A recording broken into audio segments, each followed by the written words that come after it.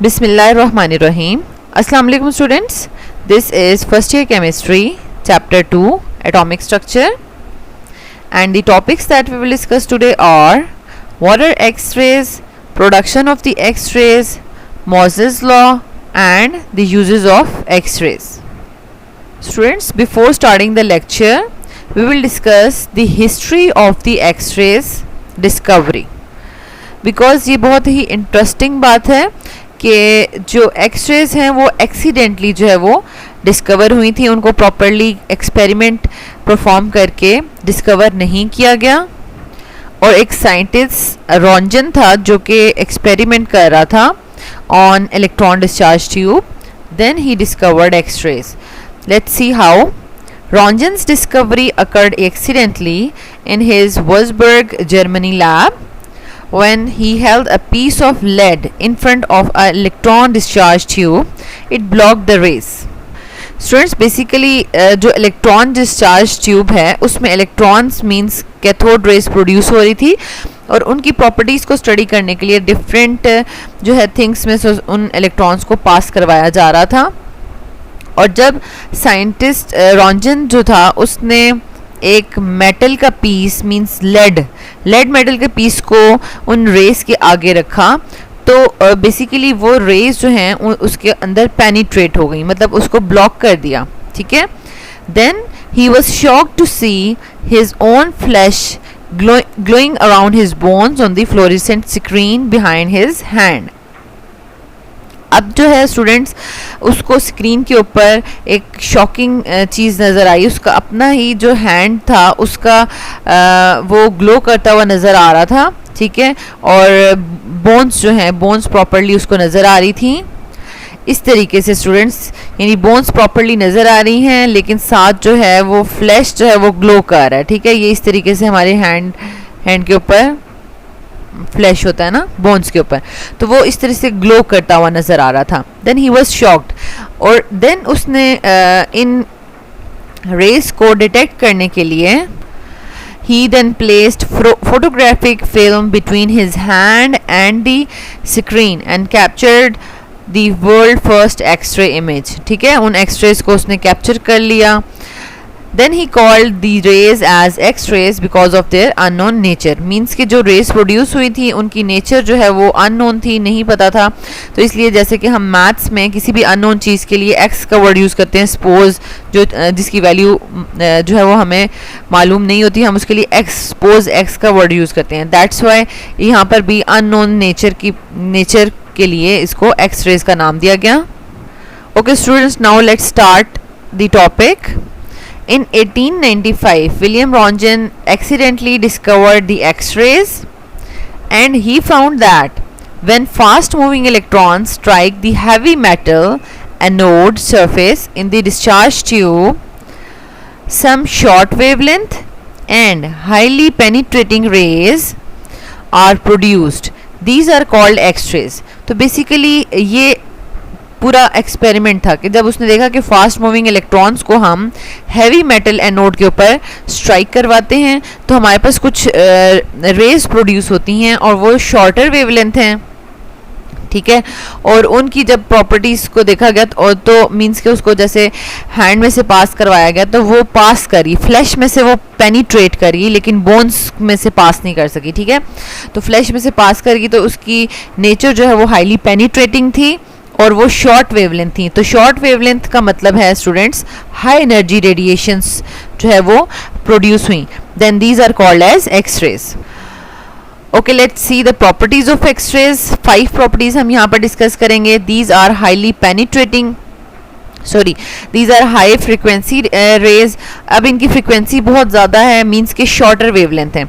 तो अब shorter wavelength अगर रेज होंगी हमारे पास, शॉर्टर वेवलेंथ, तो वो उनकी फ्रीक्वेंसी हाई होगी. बिकॉज हमें फ्रीक्वेंसी की डेफिनेशन पता है कि अगर एक पॉइंट में से एक सेकंड में जितनी ज़्यादा रेडिएशंस पास करती हैं तो वो फ्रीक्वेंसी होती है। जब वेवलेंथ बहुत स्मॉल होगी तो हाई नंबर ऑफ वेव्स जो है वो पास कर जाएंगी, जिसकी वजह से इसकी फ्रीक्वेंसी जो है वो हाई होगी।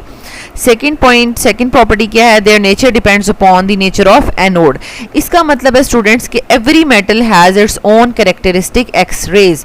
मीन्स कि अगर हमने डिफरेंट एनर्जीज की एक्स रेज प्रोड्यूस करनी है तो हम डिफरेंट मेटल्स को एज अ एनोड जो है वो यूज कर सकते हैं टू प्रोड्यूस एक्स रेज।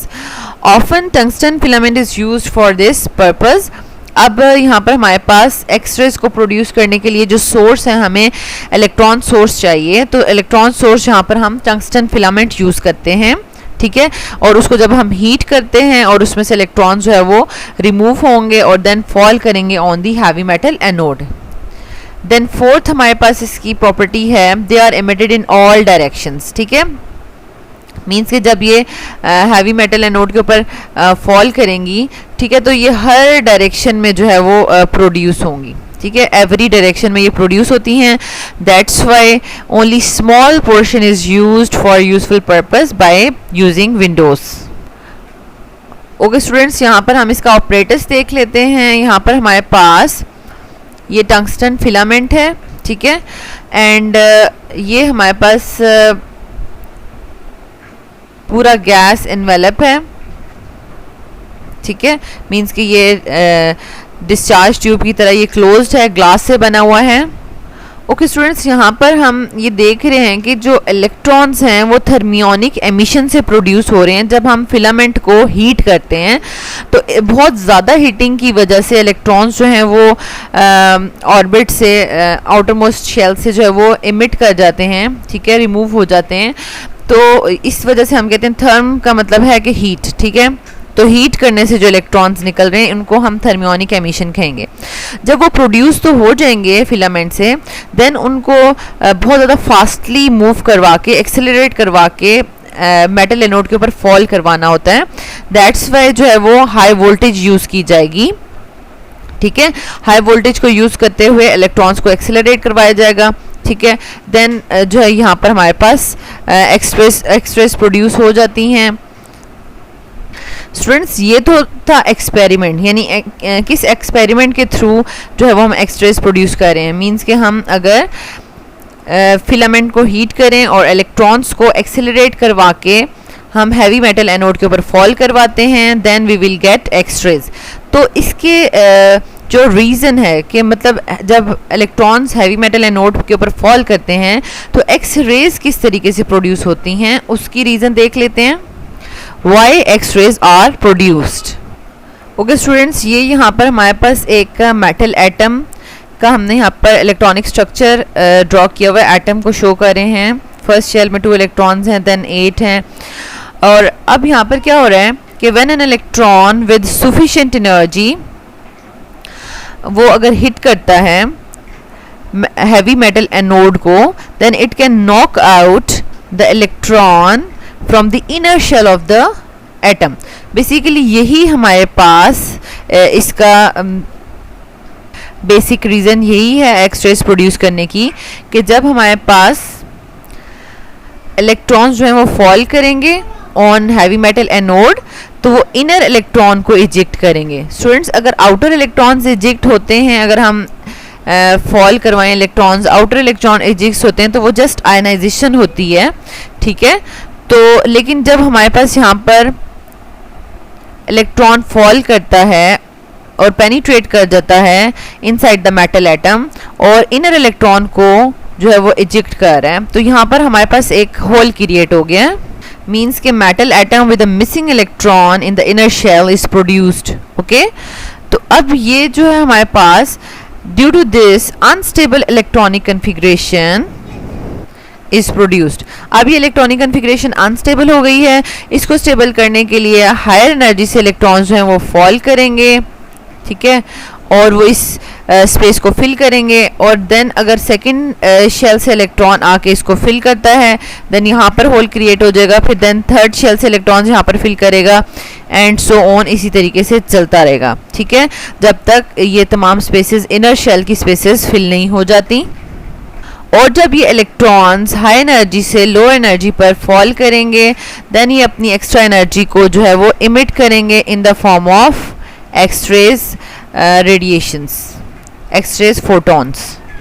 अब स्टूडेंट्स यहाँ पर दो टर्म्स लिखी हुई हैं, K alpha and K beta lines, और इसमें भी ये देख लें कि बेसिकली के क्या चीज़ शो कर रहा है कि इलेक्ट्रॉन्स जो हाई एनर्जी से n1 ऑर्बिट में मूव करेंगे, ठीक है। n1 ऑर्बिट या n1 शेल जो है उसको हम के का नाम देते हैं, ये ऑलरेडी हम पढ़ चुके हैं। और अगर फर्स्ट हाई एनर्जी जो शेल है मींस के एल शेल से इलेक्ट्रॉन अगर n1 में आ रहे हैं, ठीक है, या n2 से n1 में आ रहे हैं, तो वो हमारे पास के अल्फ़ा लाइन होगी। लेकिन अगर n3 से इलेक्ट्रॉन जो है वो n1 में आ रहे हैं तो हमारे पास के बीटा लाइन होगी। के इज शोइंग कि हमारे पास ग्राउंड स्टेट क्या है, ठीक है, और अल्फ़ा लाइन जो है वो फर्स्ट लाइन को शो करता है, एडजेसेंट लेवल को शो करता है, बीटा लाइन सेकेंड लाइन को शो करेगा, एंड गैमा इसी तरह थर्ड लाइन को शो करेगा। ओके स्टूडेंट्स, लेट्स सी कि इस प्रोसेस को कि हाउ एक्सरेज आर प्रोड्यूस आपको एग्जाम में कैसे इसको अटेम्प्ट करना है। When an electron with a sufficient energy hits a metal atom in the target, it knocks out an electron from inner shell of the atom. Okay students, ये first point है. This produces a metal ion with a missing electron in the inner orbital. Third point is, due to the unstable electronic configuration, an electron from the orbital of higher energy drops into the half-filled lower orbital and a photon is emitted. अब students ये photon जो है वो हमारे पास electromagnetic radiation spectrum में extra region में lie कर रहा है. This photon corresponds to electromagnetic radiation in the X ray region. ये 4 पॉइंट्स हैं जिसमें आप बता रहे हैं कि how the X rays are produced और why the X rays are produced.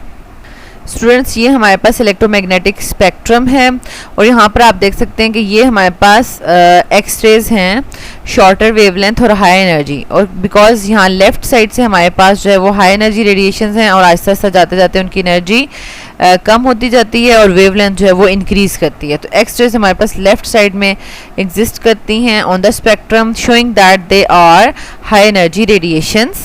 Okay students, now let's see the Moseley's law. अब स्टूडेंट्स ये एक साइंटिस्ट है जिसने हमें जो भी रेडिएशंस प्रोड्यूस हो रही हैं उनकी फ्रीक्वेंसी और वेवलेंथ का रिलेशनशिप जो है वो एटॉमिक नंबर के साथ बताया. मींस कि हम जो भी मेटल एटम्स यूज़ कर रहे हैं उनके अंदर जो नंबर ऑफ प्रोटॉन्स हैं that means their atomic number. ठीक है, एटॉमिक नंबर का रिलेशनशिप जो है वो रेडिएशंस के साथ बताया है. Let's see. In 1913 to 1914, an English scientist Moseley studied the X-rays emitted by various metals. He used 38 different metals. Students, इस डाटा को कलेक्ट करने के लिए कि जैसे जैसे हम मेटल्स चेंज करेंगे तो एक्सरेज जो हैं वो किस तरह की प्रोड्यूस होंगी, मॉसले ने 38 डिफरेंट एलिमेंट्स के ऊपर एक्सपेरिमेंट किया है. He found that the wavelength of the emitted rays vary in a regular manner across the periodic table. Means कि जब उसने मेटल एटम्स को चेंज किया then जो एक्सरेज थी वो periodically उनकी एनर्जी और फ्रीक्वेंसी जो है वो चेंज हो रही थी. Moseley found that frequency of the X-rays is directly proportional to the number of protons in the nucleus of the target atom. अब जो हमारे पास नंबर ऑफ प्रोटॉन्स होते हैं वो एटॉमिक नंबर होता है. तो बेसिकली जो फ्रीक्वेंसी ऑफ द एक्सरेज है वो किस तरह से थी, डायरेक्टली प्रोपोर्शनल थी to the number of protons. Means के नंबर ऑफ मींस के एटॉमिक नंबर आप मेटल का इंक्रीज करते जाएंगे तो बहुत ज़्यादा हाई फ्रीक्वेंसी की एक्सरेज प्रोड्यूस होंगी. लेकिन ये तो एक जर्नल कॉन्सेप्ट था ना, मींस कि अगर हम एटॉमिक नंबर बढ़ाएंगे तो हमारे पास फ्रीक्वेंसी जो है वो इंक्रीज होगी. तो इसके लिए प्रॉपरली इक्वेशन जो है वो डिराइव की है मॉसले ने. Now the conclusions of Moseley's research. 3 conclusions students हम यहाँ पर जो है वो डिस्कस करेंगे. The emitted rays are classified into 2 groups. One with a shorter wavelength called K series and one with a longer wavelength called L series. Students इसको understand कर लें कि हमारे पास के सीरीज से शॉर्टर वेवलेंथ का मतलब है बहुत ज़्यादा हाई एनर्जी की रेडिएशंस प्रोड्यूस हो रही हैं। और अभी हमने डिस्कस किया कि के अल्फ़ा या के बीटा लाइंस का क्या मतलब है कि हमारे पास अगर हाई एनर्जी मींस कि ये न्यूक्लियस है और अगर के शेल से इलेक्ट्रॉन जो है वो मिसिंग हो जाता है, ठीक है, तो हमारे पास जो भी हाई एनर्जी में इलेक्ट्रॉन्स प्रेजेंट हैं वो जो है वो हाई एनर्जी से लो एनर्जी ऑर्बिट में फॉल करेंगे और रेडिएशन इमिट करेंगे। इस तरीके से ये कॉन्टिन्यूसली चलता रहेगा जब तक हमारे पास इलेक्ट्रॉनिक कन्फिग्रेशन स्टेबल नहीं हो जाती, ठीक है। ये तो हमारे पास है कि अगर सेकंड शेल से इलेक्ट्रॉन फॉल करेगा और उसके साथ कॉन्टिन्यूसली हमारे पास हाई एनर्जी से इलेक्ट्रॉन्स फॉल करेंगे और उसको होल को कंपनसेट करेंगे। अब सेकंड हमारे पास पॉसिबिलिटी भी हो सकती है कि सेकंड जो है वो थर्ड शेल से डायरेक्टली फर्स्ट पे इलेक्ट्रॉन आ जाए, ठीक है, और देन उसको फिल करने के लिए जो है वो हमारे पास इसी तरीके से इलेक्ट्रॉन्स जो है वो चलते जाएंगे। तो बेसिकली क्या है, यहाँ पर हमने नोट किया कि अगर फर्स्ट से जो है वो के में आए या जो है वो मींस कि सेकंड शेल से के में आएगा, थर्ड शेल से के में आएगा या फोर्थ शेल से डायरेक्टली के में आएगा, तो बेसिकली हमारे पास अल्फ़ा बीटा गैमा लाइंस बन रही हैं। यानी जो ग्राउंड स्टेट है वो के ही होना चाहिए, के शेल होना चाहिए, और अगर सेकंड शेल से फर्स्ट पे आ जाएगा तो के अल्फ़ा लाइंस हो जाएंगी, थर्ड शेल से फर्स्ट पे हो जाएगा तो के बीटा लाइंस हो जाएंगी, और अगर फोर्थ शेल से फर्स्ट पे आएगा तो ये हमारे पास के गैमा लाइंस हो जाएंगी, ठीक है। लेकिन अगर हम एल सीरीज़ को देखेंगे तो एल सीरीज़ किस तरह से होगा कि हमारे पास ये न्यूक्लियस है, ये के शेल है, ये एल शेल है, ठीक है, सेकंड शेल एल शेल है, और जब हमने इसके ऊपर इलेक्ट्रॉन्स फॉल करवाए और वो इलेक्ट्रॉन्स पेनिट्रेट करके के शेल के जो इलेक्ट्रॉन को इमिट कर देंगे और यहाँ पर होल क्रिएट हो जाएगा। अब उस होल को फिल करने के लिए हाई एनर्जी ऑर्बिटॉल से इलेक्ट्रॉन्स जो है वो फॉल करेंगे एल शेल में, तो हमारे पास एल सीरीज बनेगी, ठीक है।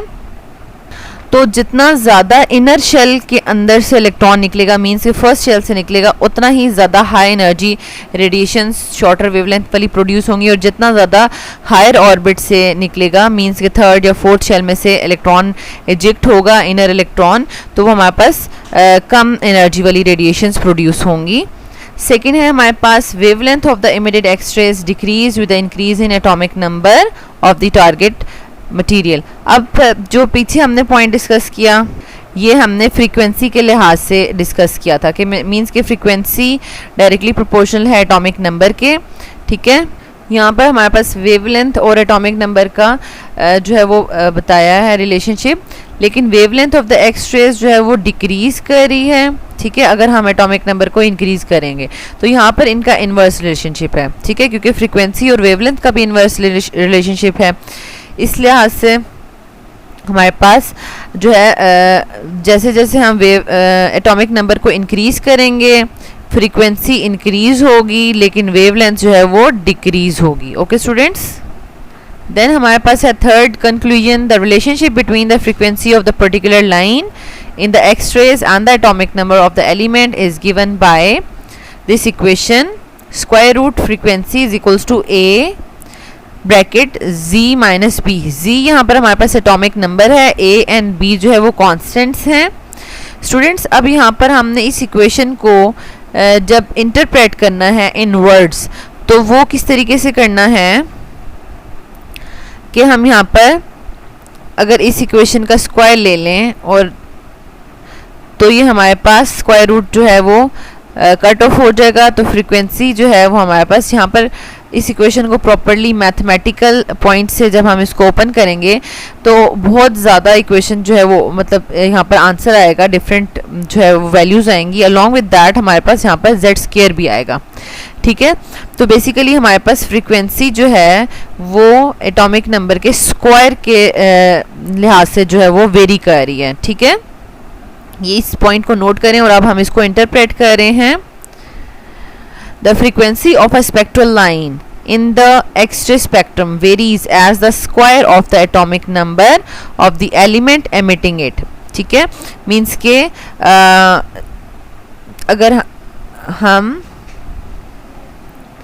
कोई भी हमारे पास एटॉमिक नंबर है, जैसे 30 एटॉमिक नंबर है किसी मेटल का, उसका स्क्वायर लें तो हमारे पास 900 आ जाएगा। तो इतना ज़्यादा मतलब जो है वो स्क्वायर फैक्टर से जो है वो फ्रीक्वेंसी इंक्रीज कर रही है। Okay students, at the end uses of the X rays in 1930 Henry J.G. Moseley used this technique to determine the atomic number of the elements. Students means कि अगर हम कोई भी अननोन मेटल को लेकर उसके ऊपर इलेक्ट्रॉन्स फॉल करवाते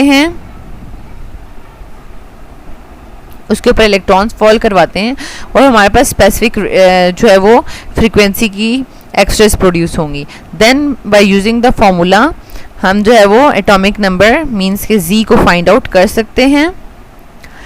and X rays can be use to photograph interior of the objects, जैसे कि हम एक्सरे किसी भी चीज़ का एक्सरे लेते हैं तो हम उसका इंटीरियर जो हो, बॉडी का इंटीरियर, उसका हम फोटोग्राफ ले सकते हैं। It is use to assist in setting a person's broken arm, ठीक है, ब्रोकन आर्म का एक्सरे लेकर हम देख सकते हैं कि उसको किस तरह से दोबारा से जोड़ा जा सकता है, सेट किया जा सकता है। And number 4, use to determine the internal structure of the crystals का इंटरनल स्ट्रक्चर भी फाइंड आउट हो सकता है, मींस कि हमें पता चल सकता है कि किस तरह से किस अरेंजमेंट में जो है वो एटम्स अरेंज हैं in crystals, and this is called X-ray diffraction technique. और ये किसने एक्सरे डायफ्रैक्शन टेक्निक जो है वो इंट्रोड्यूस करवाई थी? In England in 1913 William Braggs and Lawrence Bragg designed a simple operators to determine the internal structure of the crystal, okay, and this is called X-ray diffraction technique. Okay students, at the end the exam questions 2017 final exam में question आया है 3 marks का, describe the reason for the production of X-rays। तो students इसमें आपने properly बताना है कि किस तरीके से जब इलेक्ट्रॉन्स को फॉल करवाते हैं तो इनर इलेक्ट्रॉन एजिक्ट होता है, ठीक है स्टूडेंट्स, ये पॉइंट्स आपने लिखने हैं इसमें। एंड देन इसके साथ आपने ये डायग्राम भी ड्रॉ करनी है। स्टूडेंट्स यहाँ पर मॉसलेस लॉ जो है वो एक्सप्लेन करने के लिए नहीं बोला हुआ, तो इसलिए सिर्फ प्रोडक्शन ऑफ एक्सरेज बताना है, ठीक है। और इसी टॉपिक में से मॉसलेस लॉ भी 3 मार्क्स का आ सकता है कि मॉसलेस लॉ क्या है और उसका रिलेशनशिप विद एटॉमिक नंबर बताएं एंड कंक्लूजन्स जो है वो एक्सप्लेन करें। Okay students, thank you so much students for watching this video. अगर आपको ये वीडियो अच्छी लगी है तो आप इसको लाइक कर दें, चैनल के बटन को सब्सक्राइब कर दें और बेल के आइकन को ज़रूर प्रेस कर दें ताकि न्यू आने वाले लेक्चर्स का नोटिफिकेशन आपको मिलता रहे। Thank you so much.